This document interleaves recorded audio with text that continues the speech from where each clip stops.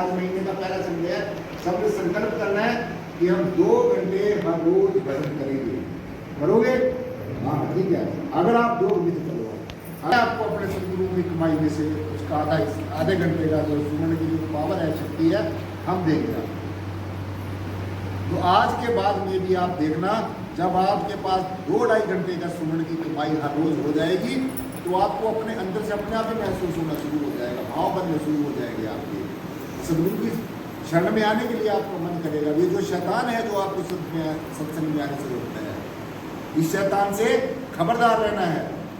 ये शैतान है जो आपको सत्संग में आने से रोकता है, ये शैतान है जो आपको सदगुरु के पास आने से रोकता है, ये शैतान है जो आपको सुमरण करने से रोकता है, ये शैतान है जो आपको अपने धार्मिक रीतियाँ पूजा पाठ करने से रोकता है, ये शैतान है जो आपको सदगुरु की महिमा करने से रोकता है, ये शैतान है जो आपको सदगुरु की तारीफ करने से रोकता है, ये शैतान है जो आपको सदगुरु की महिमा करने से रोकता है।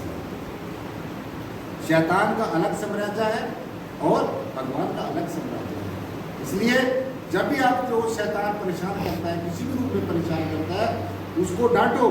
शैतान को कहो, हे शैतान, तू हमारे सदगुरु ने हजारों करोड़ों सालों पहले तेरे को हराया हुआ है, तू शैतान हार के भी तू जीत नहीं सकता। हम सदगुरु के शरण में आए हुए हैं, परमेश्वर की शरण में है, इसलिए शैतान को ये कहना है, डरना नहीं है, शैतान से डरना नहीं है। आप परमेश्वर की शरण में हो, उस निराकार ब्रह्म की शरण में हो, और आपके ऊपर इस ज्ञान के कवच आपने जो पहना हुआ है। तो शैतान जब ये ऐसी बातें आपके मन में उत्पन्न करता है, क्योंकि ये भगवान की तरफ जाने के लिए, परमात्मा की तरफ जाने से हमेशा रोकेगा, इसका साम्राज्य खत्म हो जाता है। शैतान का और परमेश्वर का ये वचन हुआ है। परमेश्वर ने शैतान को कहा, देख शैतान, जब तक ये जीवात्मा मेरी शरण में नहीं आती, परमेश्वर की शरण में नहीं आती, इस ब्रह्म की शरण में नहीं आती, तो शैतान इसको अपने तरीके से चलाता है। परंतु जब ये जीवात्मा परमेश्वर की शरण में जाती है और परमेश्वर का जो साक्षात प्रतिनिधि है, जो टाइमली स्पिरिचुअल मास्टर है, जो समय का सदगुरु है, ध्यान से सुन लेगा। अब पहले वाले गुरु आपको उपदेश देने के लिए यहाँ पर नहीं आएंगे। जो पहले सदगुरु होकर चले गए, अब उनकी मूर्तियों की फोटो में उठाने नहीं घूमना है। ये तुम संतों महात्माओं की तस्वीरें उठा के, फोटो में उठा के उनको पूछते हैं, उनको करते हैं, तुम तिरस्कार करते हैं संतों का, गुरुओं का। ऐसा तुम्हें नहीं करना चाहिए। जब हमारे गुरुओं ने ऐसा करने के लिए नहीं कहा है तो हमें नहीं करना चाहिए। ये मान की मर्यादाओं के खिलाफ है। किसी भी गुरु ने, किसी भी पीर पैगंबर और अवतार ने आज तक ये नहीं कहा कि मेरे जाने के बाद में बस आपने मेरी कल्पना कर लेनी है, मेरी तस्वीर बना लेनी है, मूर्त बना लेनी है, और बस उसके आगे घूमते फिरते रहना है। जो कुछ में बोलना नहीं है और आपने गिड़गिड़ाते रहो फोटो के सामने खड़े होकर, कुछ भी बनने वाला नहीं है। समझना चाहिए। दौड़ू ना पाती, पूजू ना देवा, सहज समाधि करो गुरु सेवा। सहज में, जैसे आप सहज अवस्था में रहते हैं, ये कौन सी अवस्था है? ये सहज अवस्था है। आप परमेश्वर की चर्चा सुन रहे हो, इससे बड़ा कोई कर्म नहीं है। आप परमेश्वर की चर्चा सुन रहे हो, इससे बड़ा कोई कर्म नहीं है, इससे बड़ा कोई धर्म नहीं है। सगल धर्मों में श्रेष्ठ धर्म, जितने भी दुनिया के धर्म हैं, चाहे पहले थे, चाहे अब है, चाहे आगे आए, उनके हमारे गुरु और उन्होंने कहा है कि सगल धर्मों में श्रेष्ठ धर्म हरि का नाम जप, निर्मल कर्म। निर्मल कर्म करना है, परमेश्वर की बंदगी करनी है, खुदा की इबादत करनी है, प्रार्थना करनी है, प्रेयर करनी है। अपने लिए नहीं करनी, सबके लिए करनी है, सर्वत के लिए करनी है। क्योंकि अगर मैं सदगुरु के सामने प्रार्थना करता हूँ तो उतना ही समय मुझे अपने लिए करने में लगता है और उतना ही समय मुझे सबके लिए प्रार्थना करने में लगता है। और ये अच्छी तरीके से समझ लेना है आप सबने। कोई गुरु किसी को कोई उपदेश देता है, सब गुरु को अपना अपना विषय होता है। कोई किसी को कुछ पढ़ाता है, जैसे स्कूल में हर एक टीचर का अलग अलग विषय होता है, ऐसे ही ये जो संसार है, इसके अंदर अनेकों गुरु पहले भी थे, अभी भी है, आगे भी आते रहेंगे। हर एक गुरु का संसार में अपना अपना सब्जेक्ट होता है। कोई पूजा करना सिखाता है, कोई पाठ करना सिखाता है, कोई रिद्धि सिद्धि का ज्ञान देता है, कोई मंत्रों की विद्या देता है, कोई यंत्रों की विद्या देता है, कोई तंत्रों की विद्या देता है। ये जितनी भी तरह की विद्याएं हैं, ये सब गुरुओं के अपने अपने अलग अलग सब्जेक्ट्स होते हैं। लेकिन आप ये मत समझ लेना कि हम देवी देवों की पूजा पाठ करके, किसी मंत्र को जप के, किसी यंत्र को कामयाब करके उनसे हमें कुछ तो मिलता है, ऐसी बात नहीं है, क्योंकि वहां पर भी उनमें भी कोई सभ्यता होती है। हमें इन चीजों से कुछ मिल सकता है, लेकिन सब कुछ नहीं मिल सकता है। सब कुछ तो भाई उसी से ही मिलेगा हमें जो सबका मालिक है। और सबका मालिक कौन है? ये जो ब्रह्म है, ये निराकार है, ये जो सबसे बड़ा तेरे सामने खड़ा, कहीं दूर जाने की जरूरत नहीं है। जो सबसे बड़ा ये तेरे सामने खड़ा। देखो इसको कैसा है, ये चारों तरफ, हर दाहिने हर बाएं, हर आगे हर पीछे, हर ऊपर हर नीचे, उठते बैठते चलते फिरते हर हर जाइए, मार्ग चलते हर गुण गाइए। ऐसी सी एक नीति अपना लो आप। जब भी बुक खुले सदगुरु की चर्चा में खुले, जहां पर भी कान सुने सदगुरु की महिमा सुने, जहां पर भी कोई हाथ कुछ काम करे तो सदगुरु की महिमा कुछ ना कुछ लिखे, और जहां पर भी ये पैर चल के जाए तो सदगुरु की जहां पर महिमा होती वहां पर जाए। ऐसा बना कर देखो आप, आपका जीते जी जीवन में सुधार ना हो तो मुझे कहना, आपका लौकिक जन्म भी सुधरेगा, अलौकिक जन्म भी सुधरेगा, आपका बाहर का रूपांतरण भी होगा और साथ संग आपका अंदर का रूपांतरण भी होगा। ये जो गिले शिकवे एक दूसरे के मन में जो भरे हुए हैं, एक दूसरे के प्रति खिंचाता नहीं है, वहीं पर आपस में लोग रहकर वहीं पर खींचे पड़े हैं। एक घर में अगर 4 मेंबर्स हैं, चारों के रास्ते अलग अलग मिले हुए, ऐसा क्यों? क्यों हमारे परिवार टूटते जा रहे हैं? क्यों ये लोग एक दूसरे से नफरत करते हैं? क्यों भाई भाई में नफरत होती है? क्यों बाप बेटे में नफरत होती है? क्यों पत्नी पति में झगड़ा होता है? क्या कारण है इसके पीछे? इन सब का कारण ये है कि आप इस पदार्थवाद में ज्यादा उलझते जा रहे हो, इस स्वार्थवाद में ज्यादा उलझते जा रहे हो, इस संसार की जो संसारिक में ज्यादा उलझते जा रहे हो, और जो इन चीजों का मूल है, जो अनंत का भंडार है, जो अनंत का स्रोत है, जो खुशी का मूल है, जो खुशी का सोर्स है, जो सुकून का सोर्स है, ये जो परमेश्वर है, ये जो परमेश्वर की जानकारी ज्ञान है, और सबसे जो ज्यादा इंपोर्टेंट बात समझने वाली है, जो इस ब्रह्म का, इस परब्रह्म निराकार सर्वाधार विश्वाधार परम तत्व का जो साक्षात प्रतिनिधि है, जो रिप्रेजेंटेटिव है, आप समझ रहे हो बात को? जो रिप्रेजेंटेटिव है, टाइमली स्पिरिचुअल गाइड है, जो समय का सदगुरु है, जब तक हम उसकी बात को नहीं मानेंगे तो तब तक आप कुछ भी करते रहें, कुछ भी बनने वाला नहीं है। क्योंकि अभी हमारे महात्मा जी राकेश जी आपको बता रहे थे, कितनी अच्छी बात, मुझे सबसे बढ़िया बात उनकी वो बात लगी है, संतों की महिमा। भगवान ने खुद संतों की महिमा कही है। क्यों कही है बोला? आप पता क्यों कही है राकेश जी संतों की महिमा? इसको उधो उधो उधो के बारे में सुना है आपने? क्या कौन था? भगवान कृष्ण का बहुत श्रेष्ठ भक्त था। वो ये कहता था, उधो कहता था भगवान को, कृष्ण भगवान मेरे से बड़ा आपका कोई भक्त नहीं है। और आपने भी कहीं बैठे हो गए, सोचते हो गए तो स्वामी जी के या गुरु के अपने बहुत बड़े भक्त है, कुछ नहीं होता ऐसा। आप बात को समझ रहे हो? तो ये कहता था भी कृष्ण भगवान मेरे से बड़ा श्रेष्ठ भक्त, मैं आपका अनन्य भक्त हूँ। अनन्य भक्त पता कौन होता है? अनन्य भाव। हे अर्जुन, जो मुझे अनन्य भाव से बचता है, मैं भी उसको अनन्य भाव से बचता हूँ। जो मेरी तरफ 1 कदम बढ़ाता है अर्जुन, मैं उसकी तरफ 7 कदम बढ़ाता हूँ, कहीं 100 कदम कहते हैं, 100 कदम बढ़ाता हूँ। परमेश्वर की मौज है, लेकिन आप तो अपना कदम उठाओ, आप तो कम से कम क्लास में आओ, तभी सदगुरु को आपके ऊपर ढेरवान होगा। तो संतों की कितनी बड़ी महिमा है। अभी महात्मा जी राकेश जी आपको बता रहे थे, कितने 3-4 स्टैंजा उन्होंने बोले, उसमें कितनी बड़ी महिमा बताई है। भगवान खुद कहते हैं संतों की महिमा, आप और हम नहीं, प्रभु खुद संतों की महिमा कहते हैं। संत मिले तो मैं मिल जाऊं। ध्यान से सुनो, संत मिले तो मैं मिल जाऊं। अगर परमेश्वर को देखना है तो संतों के रूप में देखना है, सदगुरु के रूप में देखना है, जो समय का सदगुरु है उसके रूप में देखना है। पहले वाले सदगुरु मान्यताएं बना के नहीं घूमते रहना है, उनकी तस्वीरें फोटो उठा के उन्हें क्या धूप धूप जगाते भी रहे तो उससे कुछ बनने वाला नहीं है। वो आप तिरस्कार करते हो सदगुरुओं का, वो आप अपने भारतीय संस्कृति का तिरस्कार करते हो, वो संतों का संस्कृत का तिरस्कार करते हो, निरादर करते हो। तो असली जो बात है, जो भगवान के परमेश्वर के मुख से जो निकले गए जो आशीष जो वचन है, भगवान जी ने कहा संत मिले तो मैं मिल जाऊं।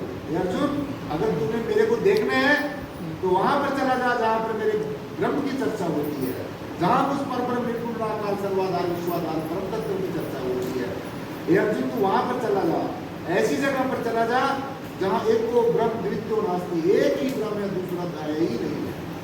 अगर आप इस ब्रह्म के सिवाय कुछ दूसरे को आपके मन में आता है तो वही आपकी अज्ञानता है, वो ना समझी है। एक ब्रह्म के सिवाय दूसरा कोई नहीं है। एक को ब्रह्म है, बच्चों बैठो आराम से, एक को ब्रह्म है, द्वितीयो नास्ति, ध्यान से सुनो, ये सुनने का समझने का विषय है, करने धरने का। भगवान तुम्हारे कहीं पूजा का भूखा नहीं है, भगवान तुम्हारे को पाठ करने का भूखा नहीं है, तुम्हारी महिमा का भूखा नहीं है, वो तो हम अपने मतलब से करते हैं। लेकिन परमेश्वर ये जरूर कहता है कि जो मेरी शरण में आ जाता है, मेरी शरण का मतलब यह ना सोचना कि स्वामी जी आप ये करें मेरी शरण में आता है, ऐसा नहीं।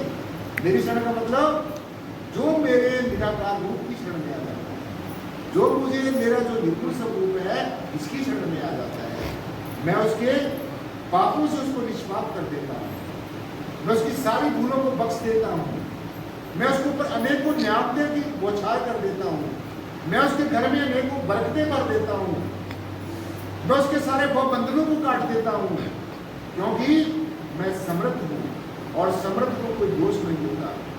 जो समर्थ होता है, जो अपने आप में एब्सोल्यूट होता है, कंप्लीट होता है, कॉम्पिटेंट होता है, वो उस काम को कर सकता है। टीचर है हमारा, उसको वो समर्थ है। अगर हम क्लास में नहीं बैठेंगे तो हमारी गैराज भी हो जाती है, हर क्लास में जाकर स्कूल से बाहर भी निकाल देगा, हमारा नाम भी रजिस्टर से काट सकते हैं और उसको कोई कुछ नहीं कह सकता, क्योंकि वो काम करने में वो समर्थ है, उसको पावर दी हुई है। ऐसे ही जो महात्मा जी ने बताया, राकेश जी ने बताया संतों की महिमा, तो मैं भी उसमें थोड़ी सी एक दो बात और ऐड करना चाहता हूँ। संत मिले तो मैं मिल जाऊँ। क्या बोला?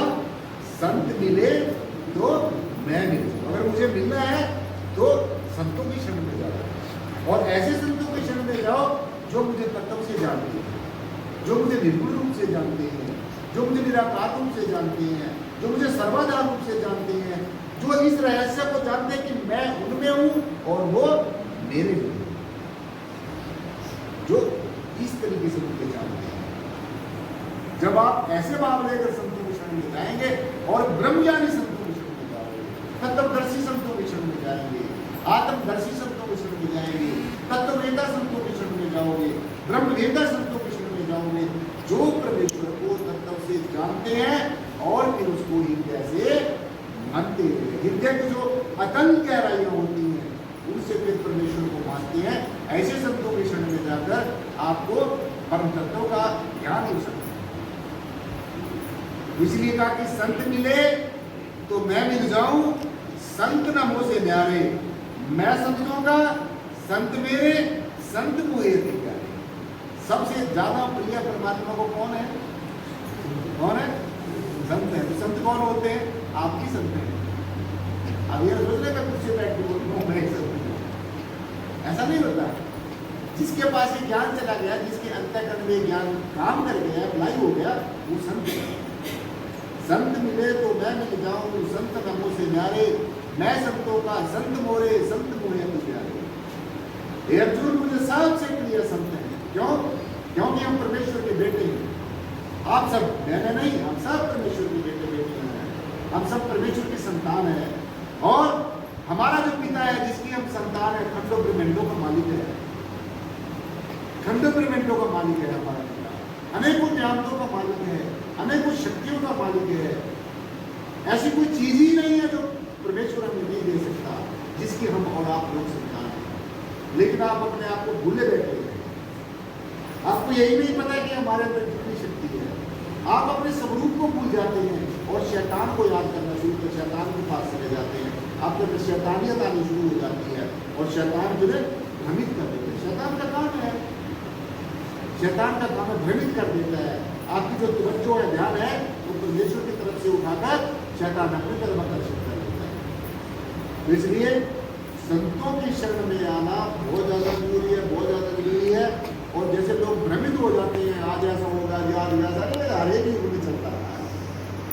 हर एक युग में जहाँ शैतान होता है वहाँ भगवान भी होता है, जहाँ अच्छाई होती है वहाँ बुराई होती है, जहाँ पर खींचातानी होती है, परिवर्तन भी होता है। तो खासकर जो इस क्लास में बैठते हैं, आप सब जितने भी ब्रह्म ज्ञानी बैठे हो, आप सभी संत महापुरुष हो।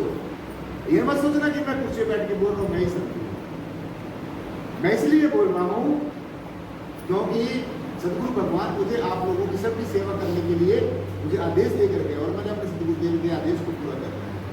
आप मेरे आदेश को माने ना माने वो आपकी मर्जी है, लेकिन जब भी सदगुरुदेव ने मुझे सेवा दी, मैंने अपने मन में ठानी दी, सदगुरुदेव मैं बहुत अपने आप को भाग्यशाली समझता हूँ, मेरे बड़े अहोभाग्य है कि मुझे आपने ऐसा मौका दिया, मैं आपके बनाए हुए जीवन की सेवा कर सकूँ, मैं उनको संदेश दे सकूँ, आपको उपदेश दे सकूँ।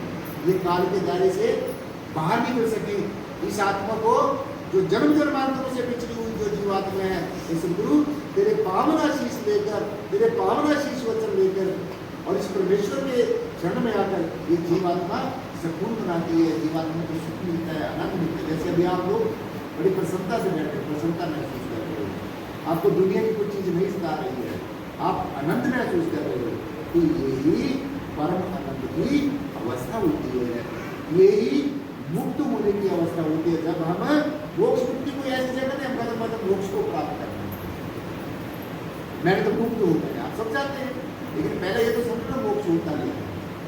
मोक्ष कोई ऐसी जगह नहीं होती कि जहाँ आपको चल के जाना है आपको मोक्ष मिल जाएगा, कोई ऐसी दवाई खा ली आपने, कोई ऐसी जड़ी बूटी खा ली आपको खाने मोक्ष मिल जाएगा, वो कोई ऐसा रस पान कर लिया, खान पान कर लिया आपको मोक्ष मिल जाएगा, या आंखें बंद करके बैठ गया आपको मोक्ष मिल जाएगा। मोक्ष मुक्ति का मतलब होता है जितने भी हमारे संसारिक इच्छाएं हैं, ऐशाएं हैं, हमारी जो कहते हैं जो हमारे मन की जो धारणाएं हैं, ये जब तक जीवन में फंसा हुआ है तो वो मोक्ष और मुक्ति का अधिकारी नहीं है। मोक्ष मुक्ति क्या है? इन कुछ चीजों को छोड़ना, इन चीजों को अनासक्त भाव से भोगों को भोगना, अनासक्त भाव से संसार में रहना। अनासक्त भाव क्या होता है? अनासक्त भाव ये होता है कि हमारा लगाव ना हो किसी के साथ। मेरा आपके साथ प्यार है, सभी दिव्यात्माओं के साथ प्रेम है, लेकिन मेरा आपके साथ कोई लगाव नहीं है। आप नो अटैचमेंट विद एनीबॉडी, मेरा आपके साथ कोई लगाव नहीं है। हाँ, मेरा लगाव आपके साथ अगर है तो वो आपकी आत्मा के साथ है, क्योंकि आपकी आत्मा के साथ मैंने जो है एग्रीमेंट किया है, आपकी दुनियावी बातों के साथ नहीं। मैं आपका आध्यात्मिक टीचर हूँ, मैं आपका आध्यात्मिक टीचर हूँ।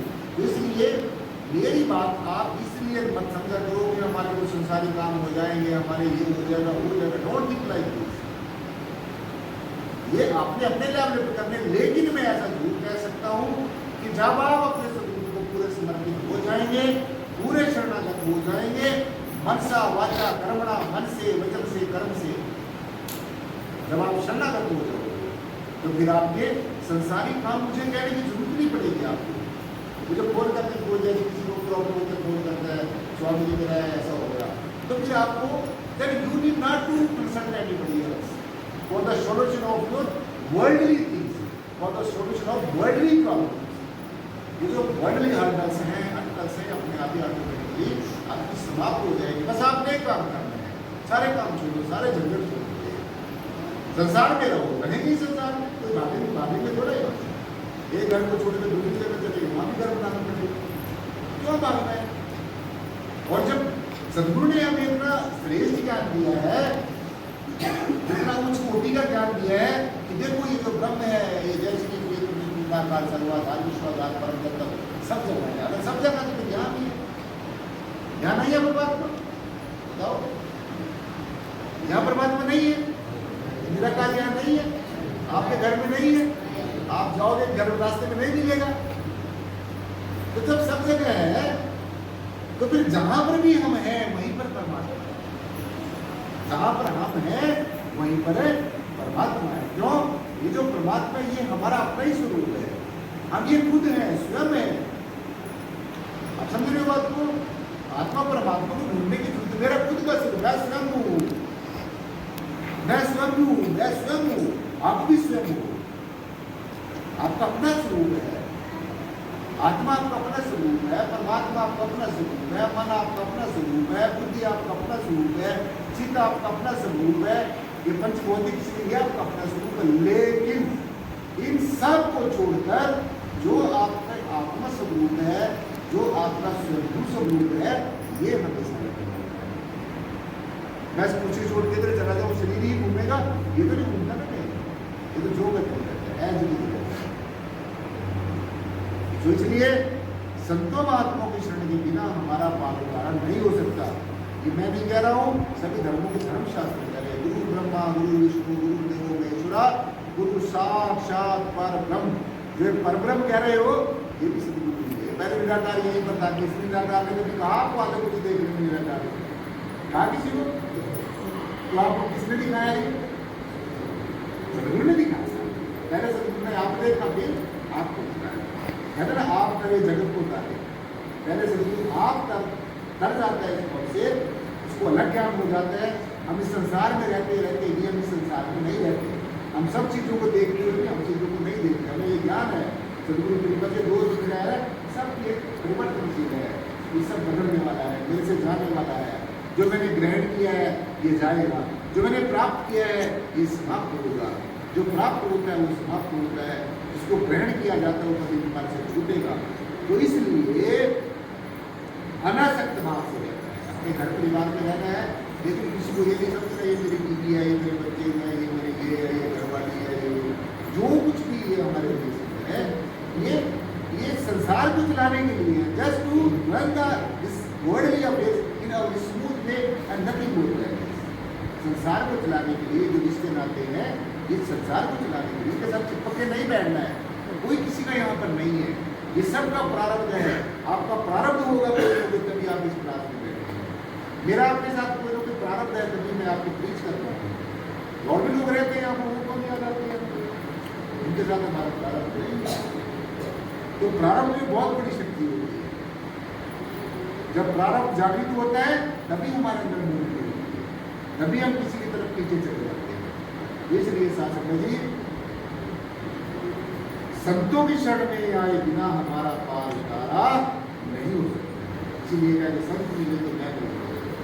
हे अर्जुन, मूल निर्गुण निराकार सर्वाधार विश्वाधार परम तत्व को मिलने से पहले तुझे ऐसे संत की शरण में जाना होगा, ऐसे ब्रह्मज्ञानी संत की शरण में जाना होगा जो मुझे तत्व से जानता है।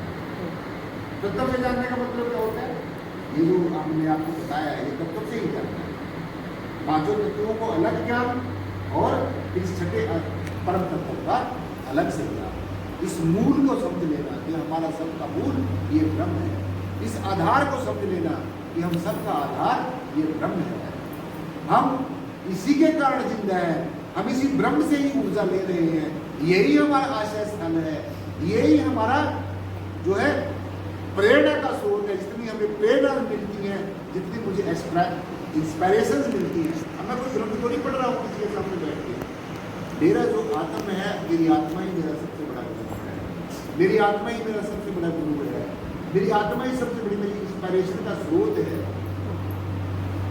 आप समझ रहे हो बात को? तो इसलिए ये चीजें समझने की है, करने करने की नहीं है। किसी गुरुडम में नहीं फंसना।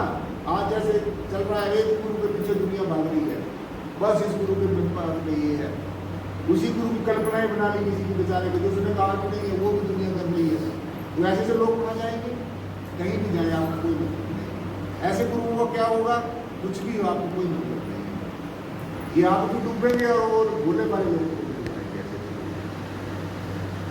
क्योंकि जब तक आप इस ब्रह्म परम तत्व को नहीं जानेंगे, इसका ज्ञान नहीं होगा। और दोनों सुनो ध्यान से, ज्ञान जो शब्द है, मैंने अभी बताया ना, जानकारी और ज्ञान दो थे।